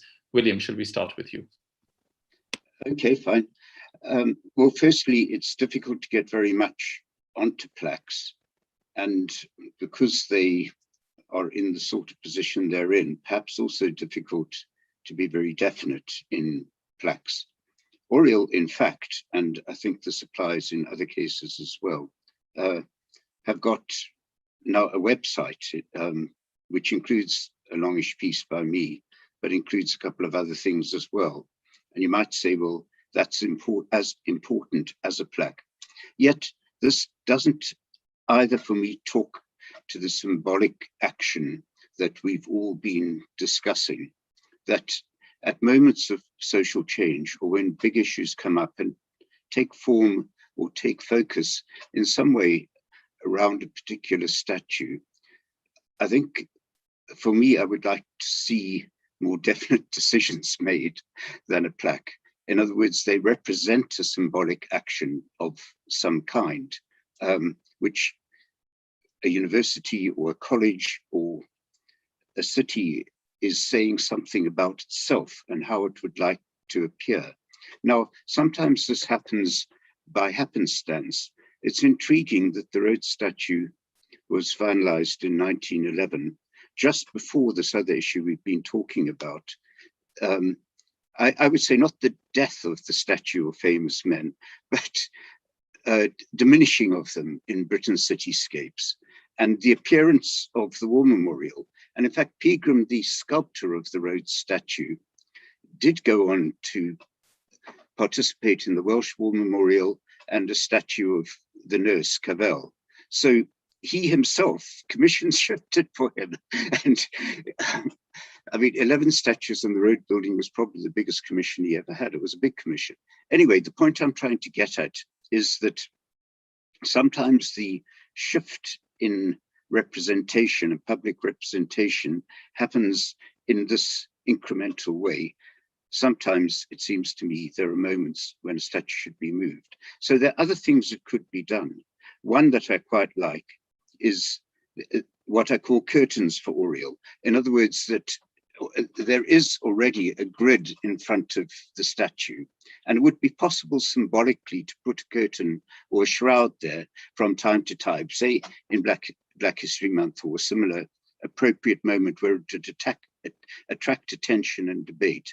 Yet even that is a kind of temporary approach, and precisely to move the statue to a place which is not celebratory, off a pedestal, away from this very ornate and, what can I say, magnificent facade in which Rhodes stands with a foot literally on the head of two kings underneath him, just about. It seems to me that this is a symbolic statement that needs to be made at this juncture in the university, the colleges and the university's history, and that a plaque can't do it. And that there are other cases where this is the same. And I would just say briefly, sorry, I'm talking too long, at the University of Cape Town, I mean, in fact, and one could say this of Oxford as well, Oxford has been changing quickly for quite a long time. It is a very diverse university. The students underestimated that. And UCT itself as well was in a state of transformation, but the intervention by the students and the movement of the statue has shifted that on too quickly for some people, so that one can find these symbolic moments leading to structural changes of kinds as well.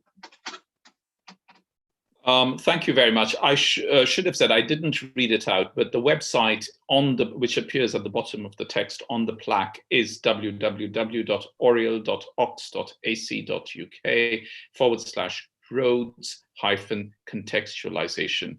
And there's also a QR code, and that is where you will actually find William's piece as well, along with a lot of other information. I have just one question of fact, William, since you've looked into this so deeply.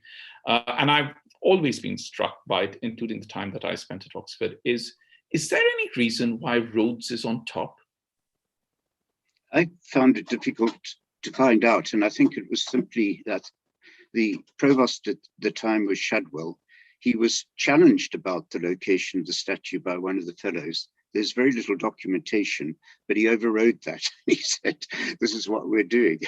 There are all sorts of other interesting statues, but I won't go into that now. Yeah, because it is, I mean, internally, there's one of Cardinal Newman, who's become a saint. He was also an Oriel fellow. Yeah. Because you know, I mean, it is odd that he should be right on top, and it's sort of conical, and he's in this little arch. Absolutely. And did you refer to Cavell as an Edith Cavell? Yes. Yes. Yeah, which I'm sure Alex is going to correct me if I'm wrong, but isn't there a statue of hers just outside the National Portrait Gallery? And isn't that where Edith Cavell's statue is? He did the one in Norwich, but that's, right. I think there are 2 or 3 in the country. Yeah. Haroon, did you want to come in on the question of plaque? I mean, I'm just thinking like, and how relevant this discussion is in the context of Pakistan. And my thought goes back to the statue of Ranjit Singh that you mentioned, and the plaque of Sher-e-Punjab being there, and then the statue being attacked. And I'm just thinking like, so when the statue was initially put up, I thought it was a great symbolic gesture because it represented the Pakistani state for the first time embracing a Hindu or a Sikh, in this case, figure. And there were, of course, political reasons for why that was happening. But having said that, I thought it was a great symbolic event. Now that the statue's been attacked twice, and they've actually now, for the safety of the statue, have to remove it and put it somewhere indoors. Suddenly I'm going back to thinking like, okay, so perhaps in this particular case, we were giving too much significance to symbolism. And what does that even mean without changing the education structure? What does that even mean without changing media and talking about our history in a more inclusive manner? And while we're still teaching prejudice against Sikh history, what does it mean to have that statue? So, I mean, I'm not sure if those debates can easily be translated into UK and a lot of those statues discussion, but at least for Ranjit Singh, that's because it's very different politics. That's what came to my mind. Thanks. Ed, plaques, more descriptive plaques. Yeah, I mean, I think, they can often be very helpful. They are quick and relatively easy interventions, although it's often difficult to come to agreement on what the wording is, although that can be changed fairly swiftly as long as you don't chisel it into a stone plinth. I mean, I think, they are often helpful, although, Alex earlier mentioned the fact that, I mean, to paraphrase her quoting somebody else, she said something like, there's no better way to be ignored than be a statue, or something like that. And I think a plaque probably comes even lower down the pecking order than a statue for likelihood to be ignored by passers-by.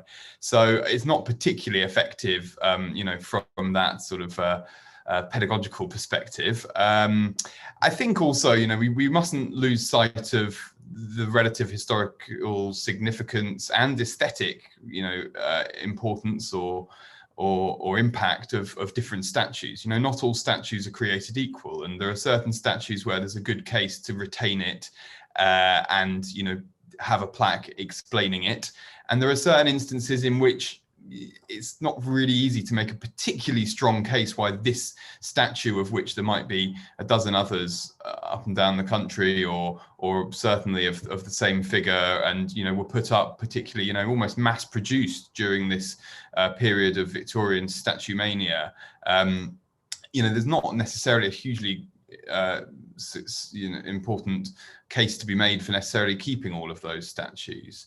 So I think that in certain instances, the plaques can be very useful. But I also think that it's worth, not losing sight of, and I say this, conscious that this is, this is something that, reflecting on my own positionality, perhaps to some extent, is that I can never quite understand the impact that certain statues can have on particular people. Statues which celebrate, which memorialize, which whitewash the legacy of people that traded in and enslaved Africans or were responsible for the most brutal forms of colonization. And that impact isn't necessarily going to be lessened by a kind of nicely scholarly worded plaque that sits, in a small font at the base of that statue. Sure, thanks. Alex, very briefly. Yeah, I can go briefly on this because I am anti-plaque, and I'm anti-plaque for a couple of reasons. The first is that no one reads the footnotes, and the second is that this point has been made a bit, but actually agreeing on the wording is almost impossible. With Edward Colston's statue in Bristol, when that came down, a lot of people said, why didn't they try doing a plaque? Well, they did for many years, but nobody could agree on the wording. And even if you have what is considered to be a historically accurate wording, so I actually print them in my book, they had two different wordings, both of which were perfectly historically accurate, but gave completely different impressions of who Colston was and what he did. So it's impossible really to reconcile these and agree on what should be said. But also, to give you the other example of nobody reading them, this actually came up with a very controversial statue that went up in 2010 in Bedford, Virginia. There was a series of busts of leaders of World War II. So they had Truman, Roosevelt, Churchill, and Stalin. They put up a bust of Stalin in Bedford, Virginia. And they did put a plaque on it that sort of acknowledged, yes, he was responsible for millions of deaths, but nobody read it. Instead, enormous offence was caused. A lot of people were very upset about this. It had to be taken down very quickly, and it's not been seen again. And I think what that shows you is that people don't read it. Now, I loved that William just brought up, and we probably haven't got time to go into, but all the interesting ways of intervening to statues that are much more interesting than plaques. One, the curtain suggestion I love for Cecil Rhodes. I think that's really interesting. Another suggestion for Rhodes that I've made that I think, would be just as cheap and easy as a plaque is, why not every night just shine a red light on his hands? Give him blood red hands every night. That would be a great statement that would in no way damage the fabric of the building. But would certainly be a very powerful statement to make, at least while the statue remains there. I'm sure debates around it will continue. But, there have been all these wonderful ways of doing this around the world. There's been yarn bombing. Colston had a knitted ball and chain attached to his feet for some time.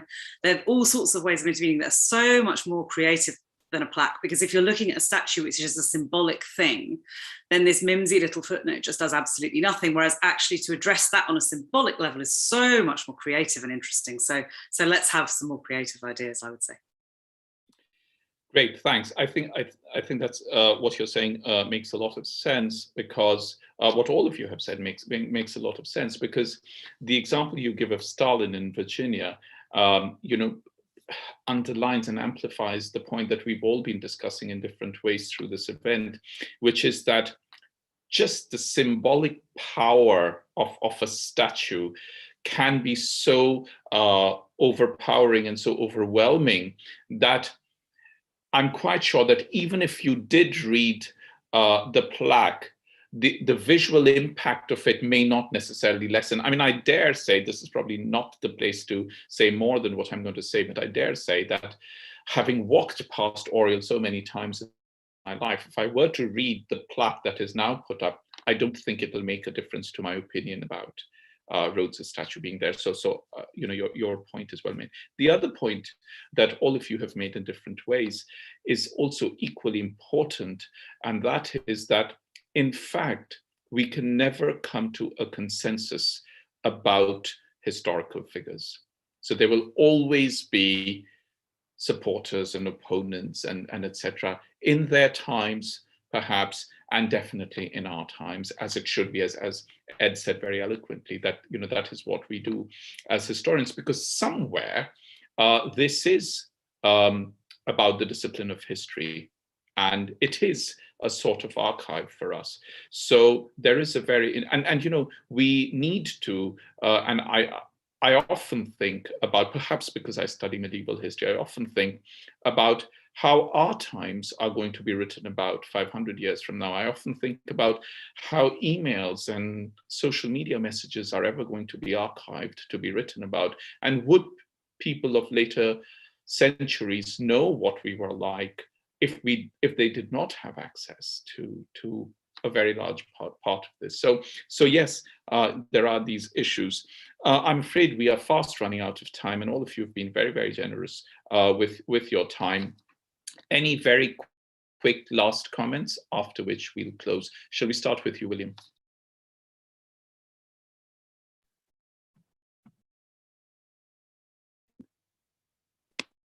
Just to reinforce your point that, and it's been made a few times, that I think change is permissible, to be encouraged.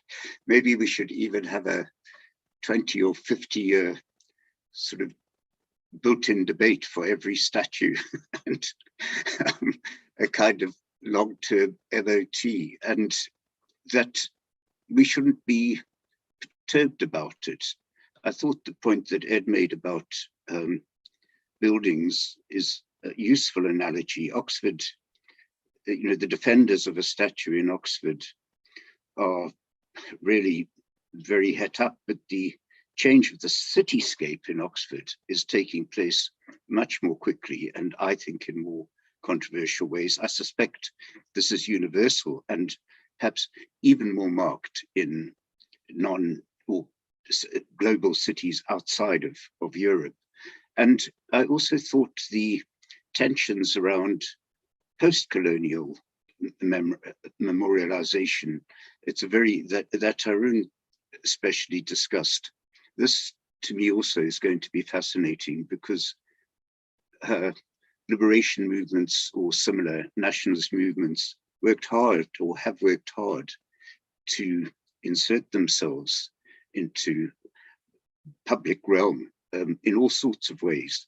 And of course, in many contexts, they now have been and are being challenged, and this is going to create new tensions. But for me, that's fine. That's in the nature of history, as you, Nilanjan, said, and that we need to accept it as part of how we debate history. For me, it never hides history. Equally, moving a statue doesn't hide history. It may well create debate. Thank you. Haroon, any last comments? Yeah, so once again, from a post-colonial lens, but I think that probably will apply for all states. Like I'll be skeptical of any state raising a statue as much as I will be skeptical of a state bringing down a statue. Okay. Ed? I suppose I'd just like to end by restating, you know, the sort of argument, I suppose, that I was trying to make earlier, which is, you know, when we hear passionate defenses of keeping up statues and defenses against the baying mobs of statue iconoclasts, I think we should be very careful and think very carefully about, you know, what really is going on here. Is it about defending statues, or is it about defending something perhaps much more significant, albeit hidden? I think that's an important point to bear in mind throughout this. I like William's idea for the statue MOT, but I certainly would not like to be on a panel that has to conduct that MOT. Alex. Well, I think we've had so many interesting points made, and I've really appreciated the contribution of the other panelists, all of whom have made me think and really widened the discussion so wonderfully. And yes, I would similarly, I suppose I'm echoing William's point a bit, but I think debate is very healthy. And actually the one, whatever political position anyone listening to occupies in this, whatever their opinions are, I think one thing that's really fantastic from a historical point of view is that now we're having these discussions about people like Cecil Rhodes that haven't been on the school curriculum for years. Now this is being discussed. So actually, the fact that perhaps we don't always need to pull down a statue to have a discussion about history, but the fact we are interrogating this is hugely positive, really. And I think, if this inspires more people to learn about history, well, that's fantastic news for history departments everywhere and for general nature of public learning. So good for that. Thank you very much. I think, yes, that's absolutely right. We have both instances. There have been statues like Colston's, where there was a talk for a very long time about taking down the statue or how to address this issue of having Colston's statue. And then it just came down suddenly one day, and that triggered its own debate. And then there are other statues where as parts of conversations, including the one I gave the example of the Museum of the Home in London, where over a year they've conducted community-based focused research and then come to the conclusion that it's probably better to remove the statue. Thank you very much, everyone. This has been extremely interesting and very, very enjoyable, at least for me. I want to thank the audience.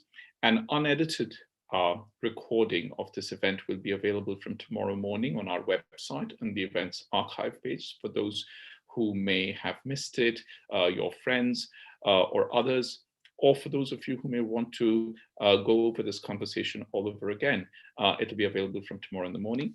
It now only remains for me to thank all our speakers. I'll begin with thanking Alex von Tunzelmann, whose book, 12 Idols, is what really triggered this. It's called Fallen Idols, 12 Statues That Made History, which was the focus of today's conversation. But thank you also very much, William Beinart in Oxford, Edward Anderson in Northumbria, and Haroon Khalid in Canada. Thank you and goodbye.